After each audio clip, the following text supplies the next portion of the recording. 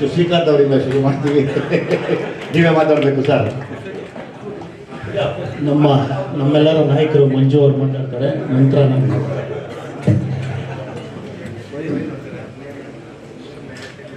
ಎಲ್ಲರಿಗೂ ನಮಸ್ಕಾರ.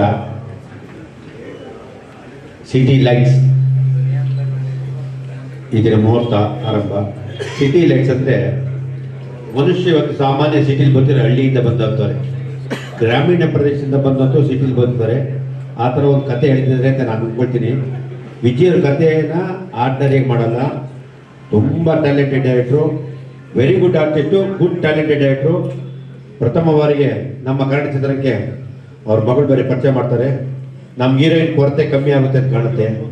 ನಾವು ಸುಮ್ಮನೆ ಹೀರೋಯಿನ್ ಅಲ್ಲಿ ಇಲ್ಲಿ ಹೋಗ್ತಾ ಇದ್ದ ಇನ್ನು ನಮ್ಮ ಹುಡುಗರು ಇರ್ತಾರೆ, ಹೀರೋಯಿನ್ಗಳು ಚೆನ್ನಾಗಿರ್ತದೆ. ವಿಜಯ್ ನಿಜವಾಗ್ಲೂ ಯಾವ್ದಾರು ಕತೆ ಮಾಡಿದ್ರೆ ಅದು ನೈಜ ಘಟನೆ ಆಧಾರಿತವಾಗಿರುತ್ತೆ, ಅದು ಮನಸ್ಸಿಗೆ ನಾಟುತ್ತೆ. ಒಂದೊಳ್ಳೆ ಕತೆ ಮಾತಾಡ್ತಾರೆ. ವಿನಯ್ ರಾಜ್ಕುಮಾರ್ ಅದಕ್ಕಿದ್ದಾರೆ ಈ ಪಾತ್ರಕ್ಕೆ. ಕತೆಗೆ ತಕ್ಕಂಥ ಪಾತ್ರಗಳನ್ನ ಸೆಲೆಕ್ಟ್ ಮಾಡಿರ್ತಾರೆ.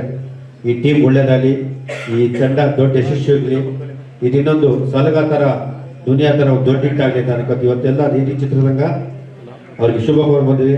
ಅವ್ರು ಯಾವಾಗಲೂ ಅವರಿಂದ ಸದಾ ನಮ್ಮ ಚಿತ್ರರಂಗ ಇದ್ದೇ ಇರ್ತದೆ ಅಂತ ಹೇಳಿ ಕೇಳ್ತೀವಿ. ಜೈ ಸಿಟಿ ಲೈಟ್ಸ್.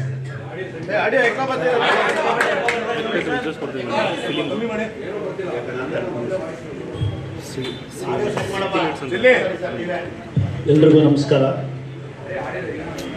ಇಂದಿನ ಬಂಡಿ ಮಹಾಕಾಳಿ ದೇವಸ್ಥಾನದಲ್ಲಿ ಪ್ರಾರಂಭ ಆಗಿರೋ ಸಿಟಿ ಲೈಟ್ಸ್ ಚಿತ್ರ ನಮ್ಮ ದುನಿಯಾ ವಿಜಯ್ ಅವ್ರ ನಿರ್ದೇಶನ ಅಂದರೆ ಅರ್ಧ ಗೆದ್ದಂಗೆ ಸಿನಿಮಾ. ಇನ್ನು ಈ ಚಿತ್ರ ವಿನಯ್ ಬಾಲಿಗೆ ಒಂದು ದೊಡ್ಡ ಬೆಳಕಾಗಲಿ, ಅದ್ಭುತವಾದ ಯಶಸ್ವಿಯಾಗಿ ವಿನಯ್ ರಾಜ್ಕುಮಾರ್ ಅವರು ಕನ್ನಡ ಚಿತ್ರರಂಗದಲ್ಲಿ ಅವ್ರ ತಾತಂತರ ದೊಡ್ಡ ಹೆಸರು ಮಾಡಲಿ ಅಂತ ಮನಸ್ಫೂರ್ತಿಯಾಗಿ ನಾನು ಹಾರೈಸ್ತೀನಿ. ಧನ್ಯವಾದ. ಎಕೋ ಐತೆ, ಸ್ವಲ್ಪ ಆಡಿ ಕಮ್ಮಿ ಮಾಡುತ್ತಾರೆ. ವಿಜಿ ಇವತ್ತೇನಾದ್ರು ಹೇಳಬೇಕು ಅಂದರೆ ನಿರ್ಮಾಪಕರಿಗೆ ವಾಲಿನ ಅದೃಷ್ಟ ದೇವತೆ. ಪ್ರತಿಯೊಬ್ಬರು ಸಿನಿಮಾ ಮಾಡೋದು ನಿಜವಾಗ್ಲೂ ವಿಜಿ ಇಟ್ಟರೆ ಒಂದು ವ್ಯಾಪಾರ ಮಾಸ ಆಗಿ ಒಂದು ಕಲೆಕ್ಷನ್ 100%.